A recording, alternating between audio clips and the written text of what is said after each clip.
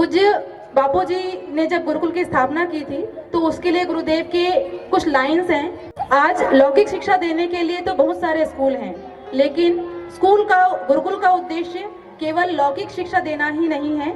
हमारा उद्देश्य है लौकिक शिक्षा के साथ आध्यात्मिक ज्ञान भी विद्यार्थियों को मिले। मैं चाहता हूँ कि गुरुकुलों के बच्चे गुरु ज्ञान को, शास्त्रों के ज्ञान को पचाकर गुरु बनकर विश्व के कोने कोने में वैदिक ज्ञान को फैलाएं। अभी मैं आप सबके सामने कुछ क्वेश्चंस रखना चाहूंगी ताकि हमको समझ में आए कि हम आज गुरुकुल की बात और मातृपितृ पूजन दिवस की बात क्यों कर रहे हैं। मैं दो आपको स्थितियां बता रही हूँ। अभी कोरोना का जब समय था, अमेरिका में एक सॉफ्टवेयर इंजीनियर ने सुसाइड कर लिया। वो भारत का इंजीनियर था, उनकी पत्नी थी, उनके 2 बच्चे थे। जब उनकी केस स्टडी की गई तो पता ये चला कि वो बच्चा बचपन से टॉपर था। स्कूल में भी उसने टॉप किया, उसको कॉलेज में भी उसने टॉप किया, उसको फॉरेन में जॉब मिल गई। जब उनकी स्टडी की गई तब ये समझ में आया कि वहाँ पे जो बच्चा जो था, जब वो बड़ा हुआ उसको फेलियर फेस करना समझ नहीं आया। जब उसको कोरोना में जॉब चली गई तो उस स्थिति को वो सहन नहीं कर पाया, उसने पूरी फैमिली को डिस्ट्रॉय कर दिया। ये एक केस है। दूसरा केस आप कोटा का समझिए। कोटा राजस्थान आप सभी जानते हैं, जहाँ पे कॉम्पिटिटिव एग्जाम के लिए हर बच्चे जाते हैं। अभी रिसेंटली 2 महीने पहले वहाँ पे 3 बच्चों ने सुसाइड किया। क्यों? उनके मार्क्स नहीं आ रहे थे और उनके पेरेंट्स का फोर्स था कि तुम मार्क्स लाओ, तुम किस कैरेक्टर में रहते हो उससे पेरेंट्स को कोई मतलब नहीं है। और आखिर में उन बच्चों ने प्रेशराइज होकर ये कदम उठाया क्योंकि उनके पास कोई ऑप्शन नहीं था। तो ये जो है परिवेश का बाहर बच्चों के लिए तो बहुत चिंताजनक है। और इस चीज को समझते हुए गुरुजी ने जो इतना ऊंचा दिन दिया मातृपितृ पूजन दिवस, वो हम मना रहे हैं। आज माता पिता के पास समय नहीं है बच्चे से बात करने के लिए और बच्चा कुछ चीज शेयर नहीं करना चाहता पेरेंट्स के सामने। तो ये बहुत दुविधा वाली बातें हैं। और सबसे अच्छा फ्रेंड, सबसे अच्छा दोस्त, सबसे अच्छा मित्र मम्मी होती है और सबसे अच्छे गाइड करने वाले पापा होते हैं। ये हम सबका अनुभव है। तो उन चीजों पे हम कैसे गंभीरता लाएं, उस चीज को हम कैसे वापस अपने भारत देश में लाएं, इस ऊंचे उद्देश्य को वापस समझने के लिए बापूजी ने हमको ये ऊंचा ज्ञान हमको दिया और आज हम सब उसको मनाने बैठे हैं यहाँ पर। तो मैं गुरुकुल की बात पे वापस आती हूँ। मैंने गुरुकुलों की जो उद्देश्य वो आप सबके सामने रखे। साथ में हमारा जो गोंदिया गुरुकुल है, इसकी स्थापना 2010 में हुई थी और पूरे भारत में हमारे लगभग 450 आश्रम है और 40 गुरुकुल हैं।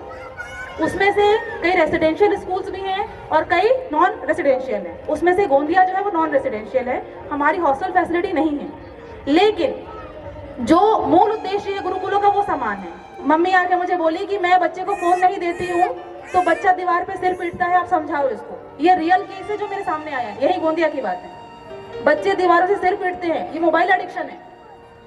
और हमने इन पर बहुत निम्न स्तर से काम किया है और आज वो बच्चे हमारे स्टेज में भी हैं, आज वो बच्चे माइक भी पकड़ते हैं, आज वो बच्चे सॉन्ग भी गाते हैं और आज वो बच्चे रिजल्ट भी अच्छा लाते हैं। तो जरूरत है कि हम उस बच्चे को दिशा कैसे दें और उसके लिए गुरुकुलों की आवश्यकता है। मतलब सिर्फ शिक्षा नहीं है, उसके संस्कार भी उतने ही महत्वपूर्ण हैं। हमारे जो गोंदिया गुरुकुल में एक्टिविटीज क्या क्या होती है, आप सबको पता होगा कि जो गोंदिया गुरुकुल है वो CBSE इंग्लिश मीडियम है और हमने इसमें बहुत अंदर तक काम किया है। सबसे पहला हमने जुलाई और अगस्त में कोई भी क्लासेस नहीं ली हैं, हमने बेसिक पे काम किया है। अब मैं इसका उद्देश्य आपको बता देती हूँ कि जिन भी स्कूलों ने स्टार्टिंग से बुक स्टार्ट किया, मतलब बच्चा कोरोना के बाद 2 साल बाद आया है, उसके पहले साल जो पढ़ा था वो भूल गया है। आप अगर अपने ऊपर लेके सोचे, आपको 7वीं के बाद 10वीं का एग्जाम बोलने कहा जाए तो आपकी क्या स्थिति होगी। तो इस स्थिति को समझते हुए हमने बच्चों की पहले बेसिक कक्षाएं ली 2 महीने, जुलाई और अगस्त में। उसके बाद सितंबर से हमने सिलेबस स्टार्ट किया है। अगली बात आती है कॉपी चेकिंग। कोई भी जो स्कूल है वो बिना कॉपी चेकिंग के आगे नहीं बढ़ता और हमारे जो पेरेंट्स हैं उनको भी पता है। हमने टाइम पे शेड्यूल बनाकर कॉपी चेकिंग का दिया है। हमने टीचर्स का भी ऑब्जर्वेशन किया है और पर स्टूडेंट कॉपी हमने खुद चेक की है। प्रिंसिपल ऑफिस में हमने कॉपियां मंगाई, डॉक्टर ऑफिस में हमने कॉपियां मंगाई, बच्चों की रेटिंग पे हमने काम किया, बच्चों के इंडेक्स पे भी हमने काम किया। अगली बात आती है हमारी डायरी। डायरी में होता है होमवर्क या स्कूल की तरफ से कोई भी नोटिस। हमने हर एक बच्चे की इंडिविजुअल मार्किंग की है, कौन सा बच्चा होमवर्क करके नहीं आता है। और हमने स्ट्रिक्टली पेरेंट्स को भी ये मैसेज दिया है कि आपका बच्चा अगर होमवर्क नहीं करता, इट मीन्स वो क्लास में बैठ नहीं पाएगा क्योंकि उसको याद ही नहीं है कल क्या पढ़ाया गया। यह लर्निंग वर्क। आप बच्चे को पढ़ा दिया लेकिन आपने उसको याद करने का काम नहीं दिया तो वो कोई आउटपुट नहीं देने वाला है। तो हम ये समझें कि अगर हम बच्चे को पढ़ा रहे हैं तो हम उतना लर्निंग वर्क भी देते हैं बच्चों को और उसकी चेकिंग भी करते हैं। लिखित के साथ मौखिक परीक्षाओं का आयोजन हमारे स्कूल में हमने अभी जो एग्जाम्स लिए हैं, आप सबको पता होगा, बच्चा लिख देता है, उसको कितना आ रहा है वो नहीं पता, वो रट के लिख रहा है कि समझ के लिख रहा है ये भी नहीं पता। मैंने बहुत बड़े स्कूल की बच्ची का इंटरव्यू लिया था, मैं रियल स्टोरी बता रही हूँ आपको। उस बच्ची ने मुझे सारे आंसर दिए कि मैम हमने थॉट कल ये बोला था और मेरे टीचर ने मुझे ये सिखाया था। मैंने बोला बेटा मीनिंग क्या है इस लाइन का, वो बच्ची मीनिंग नहीं बता पाई, वो क्या बोल रही है उसका मतलब भी उसको नहीं पता। तो ऐसी रट्टाफिकेशन वाली एजुकेशन कोई काम की नहीं आती है। तो ये चीज भी हमको समझनी पड़ेगी कि हम समझ के पढ़ने पर फोकस करें। मौखिक मतलब हम अगर 100 नंबर का पेपर लेते हैं तो 80 नंबर लिखित और 20 अंक का हमने ओरल रखा था, ताकि जो बच्चा लिख नहीं सकता लेकिन उसको बोलना आता है तो हमने उस पर भी बच्चों की मार्किंग की है। हमने स्ट्रिक्टली करके कहा है अपने टीचर्स को कि हिंदी की पीरियड में हिंदी, मराठी की पीरियड में मराठी और इंग्लिश पीरियड में इंग्लिश में ही बात कीजिए, ताकि बच्चों को तीनों भाषाओं का ज्ञान हो। अगली बात आती है हमारी इसमें स्पोकन इंग्लिश की विशेष कक्षाएं। हमारे स्पोर्ट टीचर और स्पोकन टीचर पीछे बैठे हैं, आप आते हुए देखा होगा, हमारे सारे टीचर्स यहाँ पे हैं। उसमें हमें जो स्पोर्ट टीचर रखा है वो नेशनल लेवल का एथलीट है, वो हमने ऐसे टीचर्स नहीं रखे हैं और उन्होंने स्पोकन में भी अच्छे ग्रेजुएशन है उनकी। तो हमने स्पोर्ट्स और स्पोकन इंग्लिश की स्पेशल पीरियड्स लगाए अपने स्कूल में। साथ ही हमने टाइम पर जीके और कंप्यूटर की हमारा शेड्यूल है टाइम पीरियड में। अगली बात आती है हमारी स्टूडेंट्स मीटिंग। हमने कोई भी अगर एग्जाम लिया है उसके पहले हमने बच्चों की मीटिंग ली है कि कितना इंपॉर्टेंट है वो आपकी लाइफ में, वो सिर्फ पेपर नहीं है, वो आपका परफॉर्मेंस है। तो इस बेस पे भी हमने काम किया है। हमने क्लास वाइज भी मीटिंग ली है, हमने पूरे बच्चों की एक साथ भी मीटिंग ली है। और आज मैं ये मुझे कहने में कोई हिचक नहीं कि मेरे बच्चे वेल डिसिप्लिन्ड है। आपने देखा होगा नर्सरी का बच्चा इतना नहीं बोलता कभी, और तेजस जो है वो बहुत ब्राइट बच्चा है। देवयानी मेरी बच्ची बैठी है यहाँ पे, ब्रह्मपुरे है पेरेंट्स, तो ये बहुत ब्राइट बच्चे हैं, ये क्लास में पढ़ाते हैं एक दूसरे को। टीचर्स मीटिंग, हमारी वीकली मीटिंग फिक्स है। हम हर एक बच्चे की परफॉर्मेंस पे काम करते हैं, किस क्लास में कौन सा बच्चा आउटपुट नहीं दे रहा है या कौन सा बच्चा एक्स्ट्रा ऑर्डिनरी है, हम उस पर भी काम करते हैं। और सबसे लास्ट पेरेंट्स मीटिंग। आप सबको पता है पेरेंट्स मीटिंग होती है, लेकिन हम उसमें सिर्फ रिजल्ट नहीं देते।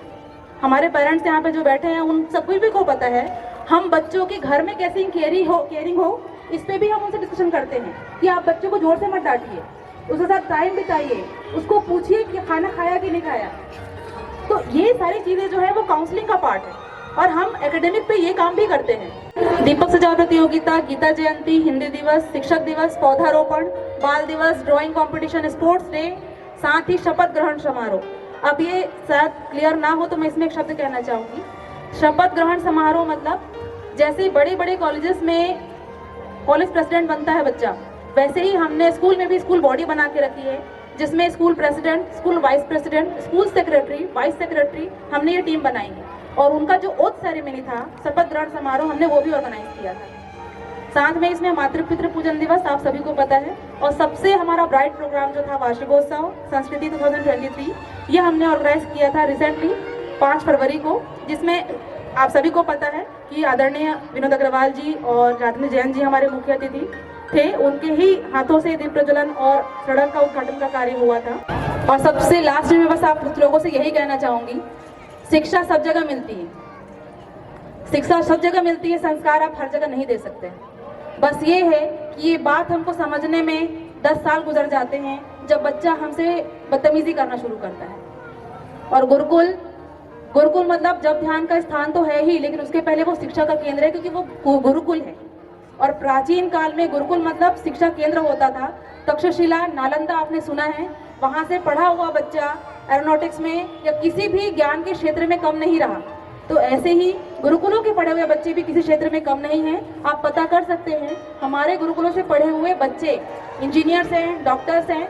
बालाघाट का जो ऑडिट ऑफिसर है विजय बापुरे, उस बड़ा गुरुकुल का फर्स्ट स्टूडेंट है, आप उनसे बात कर सकते हो, मैंने उनको इन्वाइट भी किया है।